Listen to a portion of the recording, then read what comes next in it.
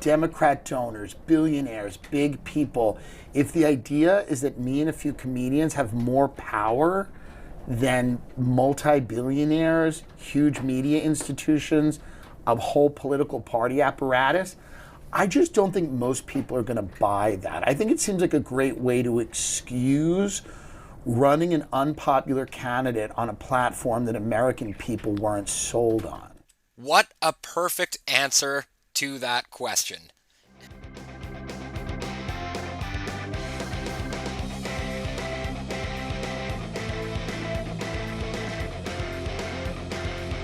What's up, everybody?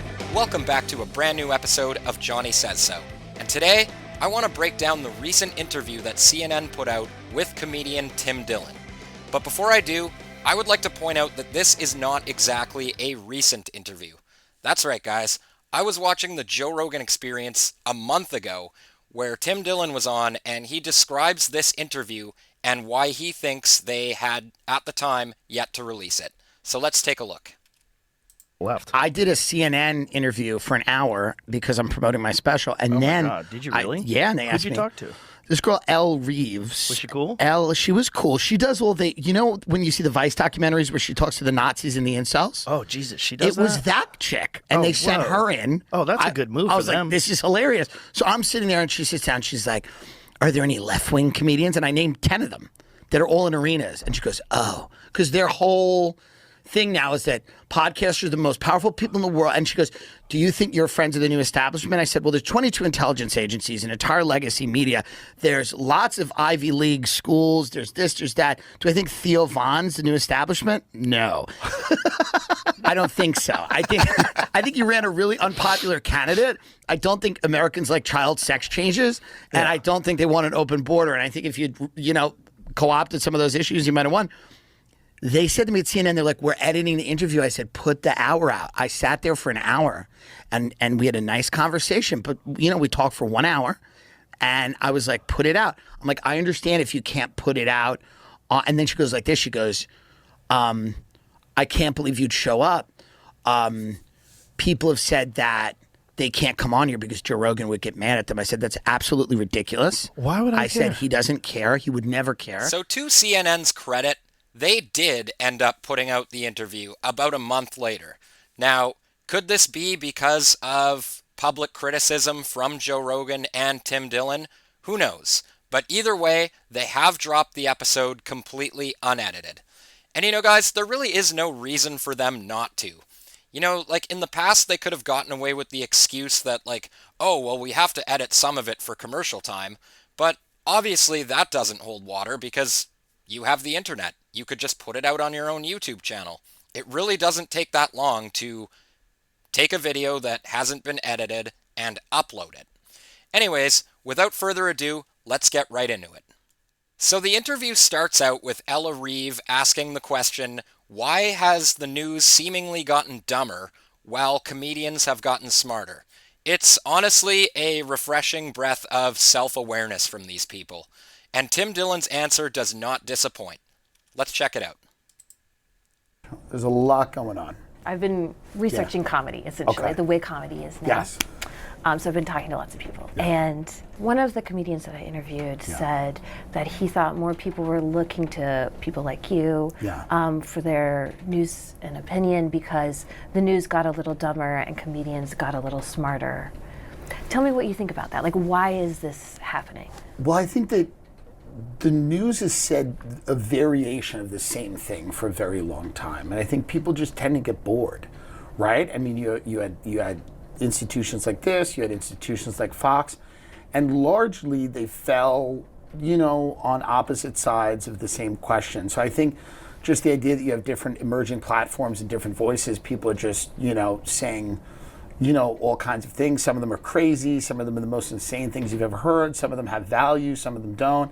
I think it's just a lot more interesting to people, especially people who grew up online or are younger people, seem to gravitate towards that kind of media more than the kind of fake, stilted corporate speak of the traditional legacy media. But I don't know if it's that comedians have gotten smarter or media's gotten dumber. I think media's just kind of become predictable and boring, and the internet has kind of been an antidote to that. Another part of this interview that I found really interesting and I wanted to share with you guys was, remember Tim Dillon's claim that he was told that Joe Rogan would be mad at certain comedians if they did the podcast? Turns out he was not just saying that. Listen to this. Okay, just something else related to that. So one comedian who was like kind of in that world, Yes. Fox, etc. Yeah. That I tried to interview, his manager told me that he wouldn't do an interview with me because Rogan would get mad at him for talking to CNN. And That's untrue. That's completely insane. Okay. That's completely insane. Okay. That is completely nuts. He was afraid of you. Oh, okay. He thought you were going to come in and really rough him up or something. There's no such thing as Rogan would be mad at someone for talking. That's crazy. Oh, well, that's good to hear. Okay. No. Good. I'll let him know. You think That is awesome. He completely dismantled her narrative, and there's a lot more of that to come. that's how it works? Rogan sends emails. I know you don't think that, but that's a crazy thing. Like Rogan's like, what are you doing? Oh, you're doing this? No, do Gutfeld instead. No one cares. Now, this idea that Joe Rogan and a bunch of his podcaster and comedian friends are somehow part of this well-oiled and well-funded machine that is somehow going to dominate the legacy media and all their millions of dollars in advertising revenue is something that these people and their dwindling viewership seem to actually believe. Now, she presses Tim Dillon on this again, and his answer is absolutely priceless. Very long time. But I ask because, Yeah. do you feel like you're part of a new establishment that's being created? I don't think I'm part of a new establishment. I think it would be pretty difficult to look at these podcasts. I know it's a popular thing right now, especially in certain media circles, to say that after running an incredibly unpopular candidate who was introduced very late in the race because an elderly man who could not be the president, who everyone told was functioning as the president for 4 years, decided to, this wind is wild, huh? Yeah. See? But this was a very specific circumstance in which Kamala Harris ran for the presidency. Yeah. She was somewhat unpopular, and she was not a star in Democratic politics before this at all. And her communication strategy was pretty weak. I think most people have admitted that. So to hang this defeat all on a few podcasts and to say that they were the problem, I just don't buy the narrative. So I don't think I'm a new establishment. If you weigh, again, a few comedians with podcasts versus all of the people that supported Kamala Harris, Democrat donors, billionaires, big people. If the idea is that me and a few comedians have more power than multi-billionaires, huge media institutions, a whole political party apparatus, I just don't think most people are going to buy that. I think it seems like a great way to excuse running an unpopular candidate on a platform that American people weren't sold on.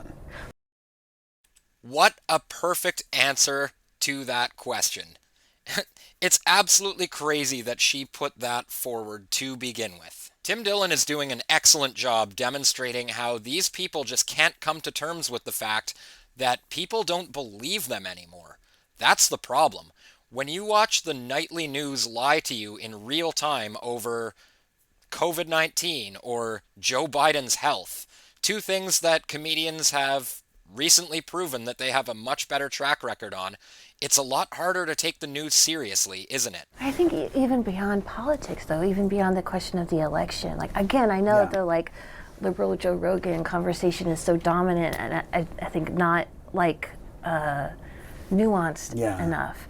But there is power in a massive audience. There's absolutely power in a massive audience, but if you're saying that power is equal to the CIA or all of these other people that have been very critical of President Trump, right? Yeah. So the idea that the power that Theo Von has would be equal to the intelligence agencies or these massive legacy media institutions seems crazy. But you got way more audience than when you're saying Yeah. we don't have power, we're not the CIA. Well, there's some gradations between that, and also I'm sure there's Well, just you use the word establishment. Yeah. I didn't say that we didn't have any power or that audiences weren't powerful. But when you use the term establishment, I think that that's more than just having an audience. That's having an institutional component that I don't think we have. But I think legacy media does. I think the government and the intelligence communities do. I think Hollywood certainly does. And I think all of those people, all of those power factions have worked together for a very, very, very long time. So to say that a few comedians with podcasts equal that seems crazy. I see to why. me. Okay, I understand. That's the I don't think she does understand, though. I mean, she's still pushing this narrative that, these comedians and their independently run podcasts are some sort of well-oiled, well-funded machine. But she doesn't seem to point out the establishment comedians that all have late-night talk shows that all go along with the mainstream legacy media narrative. I almost said mainstream media there. People like Stephen Colbert and John Oliver.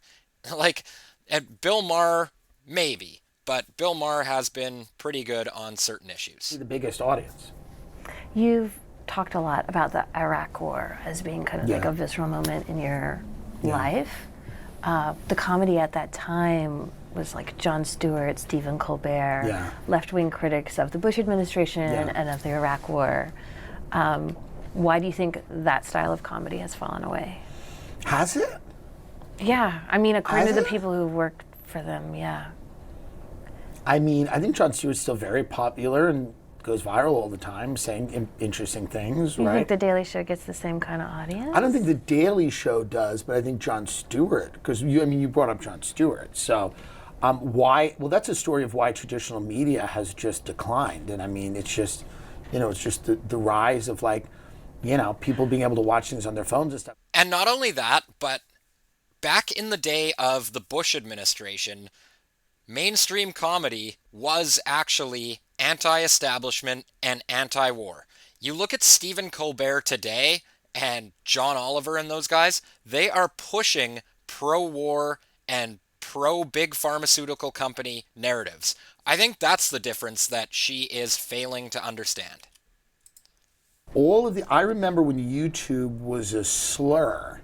Yeah. When you would sit down at a meeting and they go on YouTube, right? Now it's the biggest media operation in the world, but at a time it was a slur. You sit in an ivory tower, you think that the big three are always going to be the big three. You think, you're not afraid of streaming, you're not afraid of YouTube. It's a story as old as time. It's hubris, it's everything else. And traditional media operations don't, it's a big ship, it's hard to steer, and it's hard to admit when you need to change course. And I think the decline, I don't know if it's the decline of that kind of comedy. I think it's those kind of platforms. Mm-hmm. That comedy, there's very, very successful comedians that are left of center comedians. Like who? I mean, what do you mean like who? Like who? Oh man, you could just see it in her face. She was trying to do this gotcha moment, and she knows she is about to be defeated. She knows that she's lying, and Tim Dillon is about to dismantle it all. Chelsea Handler, I think John Mulaney probably. I think that you would find Sarah Silverman. I think Bill Burr, Louis C.K.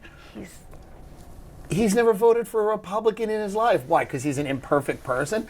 These are massively successful comedians. They're all more successful than I am. And there's nothing wrong with that. And they're all left-leaning comedians. Is there this idea that, they're not around or you can't find them? That's the craziest thing I've ever heard. No. But there's not They're all doing this great. cultural energy They're around. They're not all as big as they were because I think careers go up and down. I mean, I interviewed a late night comedy writer who was this Kimmel, Fallon. this thing is spent, but but all those people who had the kind of left wing shows like Amy Schumer and Michelle Wolf, those Samantha Bee, those have all been canceled. All those shows are canceled. Well, but there'll be new ones. I mean, do you not have the faith? Do you think there's going to be no I just don't left-wing see- comedy? I don't see like a little ecosystem or like a galaxy. I mean, you might dispute this, but like Yeah. in the sort of right of center There's a galaxy. world, There's right? An establishment. There's Rogan and Yeah, there's there's all this stuff I pivoting mean, around. again, is Trevor Noah not popular? He does arenas. No. Is he does popular? He's an He does arena arenas? comedian. He's one okay. of the most popular comedians in the country. Hassan Minaj, Ronnie Chang. These guys are all left wing and they're all really funny, really popular comics who I'm friends with and like. Oh, yeah? Yeah, I don't think this thing's happening. Whatever everyone thinks happening, I don't think is happening. Why do this you idea that like left wing like where are they? God, she seems skeptical that people who disagree politically can be friends. You can see it in her face. She doesn't believe him when he says that he has left-wing comic friends that he hangs out with all the time. These people just like to tell jokes. I think she's making this into something that it isn't. Where are they? Where are they to be found? Where's Amy Schumer? I don't know. She's in her $15 million townhouse in Brooklyn. I think she'll be okay. Now, next we have her asking a question on whether podcasts and comedians are responsible for some sort of cultural shift to the right. You are on the internet. I am on the internet. That is I true. think you're playing dumb. I don't think I'm playing dumb. I really don't know where the cultural energy. That means like the idea that we have one dominant cultural energy in this country seems crazy to me. The idea that have we stopped canceling people for silly things? Yes. Why? It got exhausting. Does that mean that everyone's right wing now? No. Like Fox, I guess it's Fox Nation, but like Fox is doing comedy specials now, and then those comedians do the rounds on like Gutfeld. Comedy Jesse specials are very Waters. cheap to make and very cheap to produce. I think CNN also did a few. Didn't they do Colin Quinn's, who's a I love how he turns this attempted gotcha moment right back around on her. brilliant comedian? Didn't they put his on? We have a comedy show. Yeah, like I don't think it's if your point is And would you be like, yes, I want to work there. I want to be on CNN's comedy show. hey, call me and pay me. But I will say that I understand what you mean.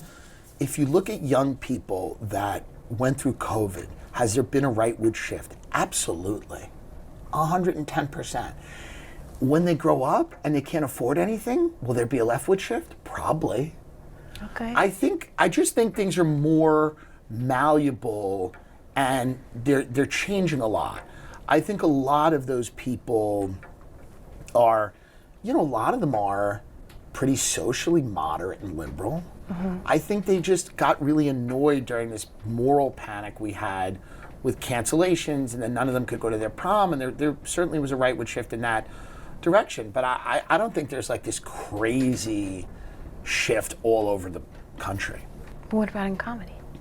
I think the shift in comedy has been away from institutions on all sides.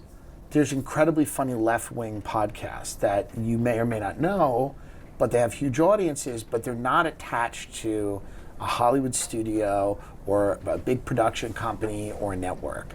Again, I can name you very successful left-wing or left of center comics who are playing in theaters and arenas and have movies out. And then I can name you some which apparently now there's 5 podcasters that dominate the whole world. This is a crazy thing. But this is every article that's been written since the election. I understand. Is that 5 guys now are the only people in comedy who make money or have audiences. It's the craziest narrative ever, and it came off the heels of running one of the most unpopular candidates with a platform that the American people largely rejected. They largely rejected this platform, and they rejected it in 2016, and then everybody got together and said, it's actually these 5 guys who had podcasts. They're the most powerful people in the world.